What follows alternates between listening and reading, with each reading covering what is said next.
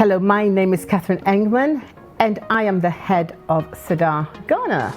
My session today is on redefining corporate leadership. Leadership doesn't need redefining.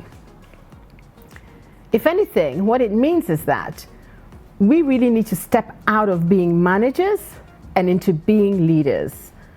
And in these turbulent times, we live in a VUCA world. Nothing explains these times we're in more than the word VUCA. And we need leadership more than anything else.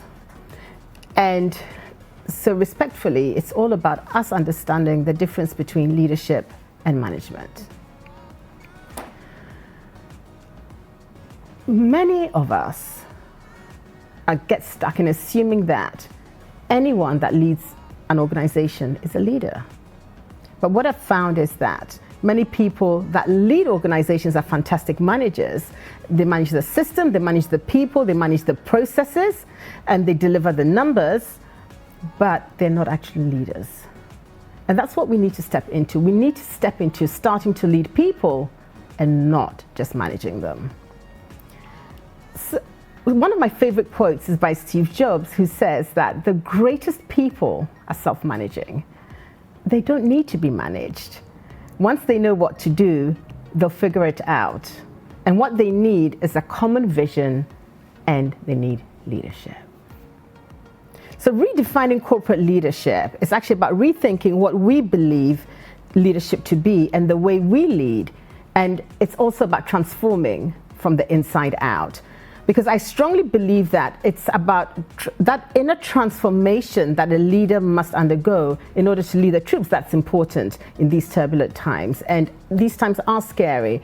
So if we reinvent the way that we do us, the way that we lead ourselves, this will transform the way that we lead. Because here's what I know: what is true today will not be true tomorrow. So my key points in how do we change the way we lead? Well, the first is pay attention to personal growth. Personal growth is different from professional growth. Personal growth comes from knowing ourselves from the inside out. Professional growth is about developing ourselves from the outside in. So professional growth is about building up external capacity to serve our inner purpose. And it's when we grow personally that we understand where we need to grow professionally. Another point is that we need to leave our ego at the door, because our ego, when we get attached to our ego, when we make decisions from a place of ego, that's when we suffer the most stress and the most angst. And that's when our leadership can be called into question. So ego becomes a huge blind spot in the face of vision. And remember that anything we do in life will either get the result we want, or we get the lesson that we need to learn. And the way we see the world profoundly affects the way we do our leadership. My third point is that one is too small a number to achieve greatness. As a leader, if it's all about you, then you're not going to be in the championship. It's about teamwork. And so just remember that it's all about the team covering each other. And when you cover each other, you win. And that Chairman Mao style of leadership doesn't work, because what you do is you divide the troops.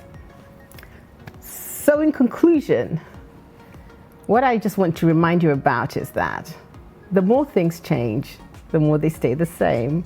Times change, but people do not change. Leadership is about identifying the needs of our people and leading them accordingly. And it's not about treating everyone the same. It is about treating everyone differently, according to their needs, their motivations, and their natural energies. Leadership is about mental toughness. And what separates top athletes from average athletes is mental toughness.